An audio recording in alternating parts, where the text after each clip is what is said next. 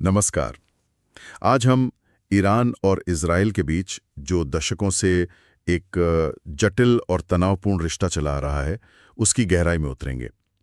हमारे पास जो जानकारी है, वो बताती है कि इसकी ऐतिहासिक जड़ें क्या हैं, मुख्य मुद्दे कौन से हैं और आजकल क्या चल रहा है।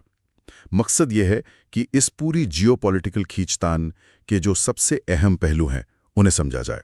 तो चलिए शुरू करते हैं।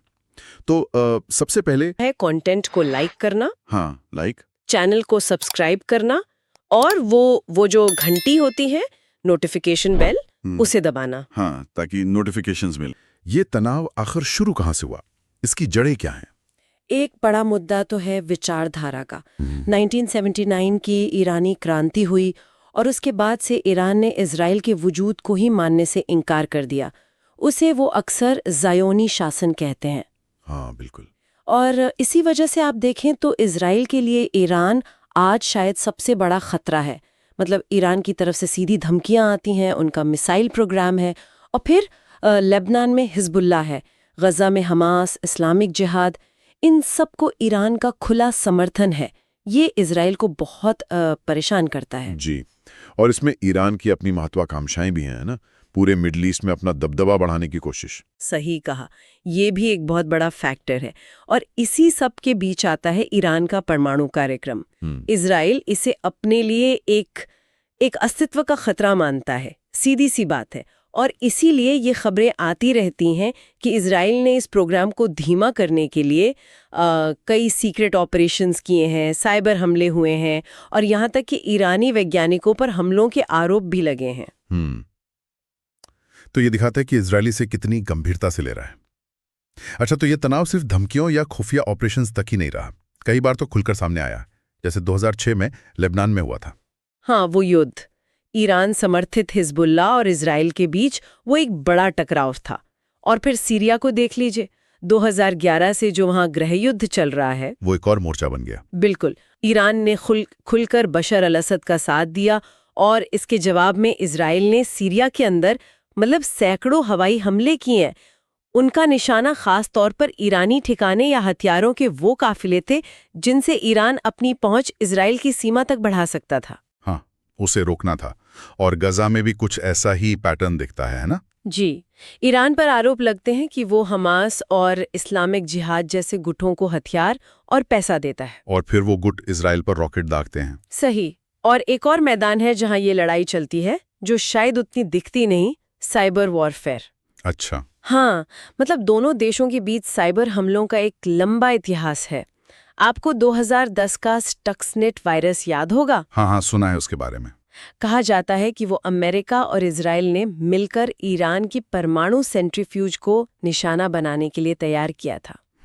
और दूसरी तरफ ईरान भी इजराइल पर अपने परमाणु वैज्ञानिकों की हत्याओं का आरोप लगाता रहा है, या अपने फौजी ठिकानों पर हुए धमाकों के लिए इजराइल को जिम्मेदार ठहराता रहा है। तो ये तो एक तरह का शैडो वॉर है जो कई लेवल पर चल रहा है। बिल्कुल, पर्दे के पीछे का युद्ध। लेकिन हाल के सालों में, खासकर अभी हाल में, ये तनाव जैसे एक नए लेवल पर पहुंच गया। अप्रैल 2024 में जो हुआ, वो तो अभूतपूर्व था। दमिश्क में ईरानी कॉन्सुलेट पर एक हमला हुआ, माना गया कि इजराइल ने किया। हाँ। और उसके जवाब में ईरान ने पहली बार सीधे इजरायली जमीन पर हमला कर दिया, सैकड़ों ड्रोन और मिसाइलें दागी। जी, ये एक बहुत बड़ा टर्निंग पॉइंट था।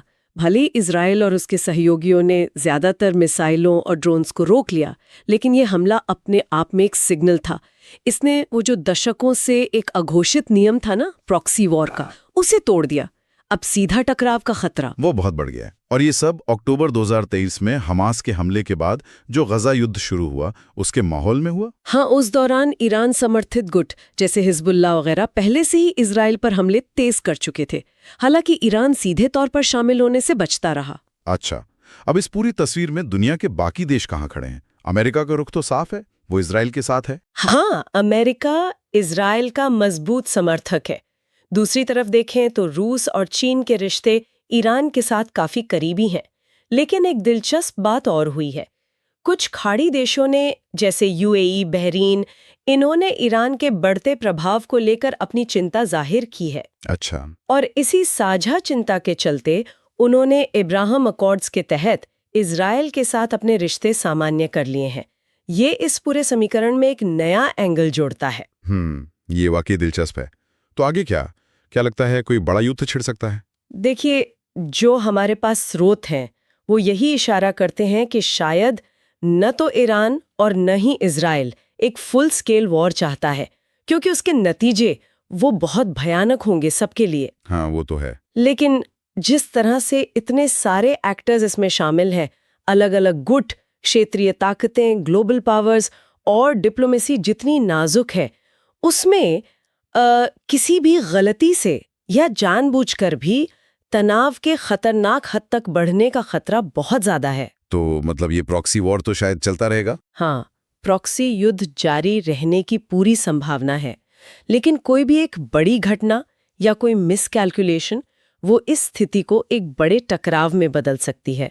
ये खतरा बना हुआ है। तो आज हमने ईरान इजराइल संघर्ष के जो मूल कारण हैं, जो मुख्य टकराव हुए, हाल में जो तनाव बढ़ा और अंतर्राष्ट्रीय समीकरण क्या हैं, इन सबको संक्षेप में समझने की कोशिश की। ये वाकई एक बहुत ही पेचीदा और लगातार बदलती हुई स्थिति है। जाते जाते यहाँ एक सवाल छोड़ जाते हैं जिस पर शायद सोचा जा सकता है। जब इतने सारे अलग अलग हितों वाले क्षेत्रीय और वैश्विक खिलाड़ी इस संघर्ष में इतने गहरे तक शामिल हों, तो क्या कोई एक छोटी सी चूक या कोई एक घटना भी इस नाजुक संतुलन को पूरी तरह से बिगाड़ सकती है? और अगर ऐसा हुआ तो उसका असर सिर्फ इस क्षेत्र पर नहीं बल्कि शायद पूरी दुनिया पर क्या हो सकता है?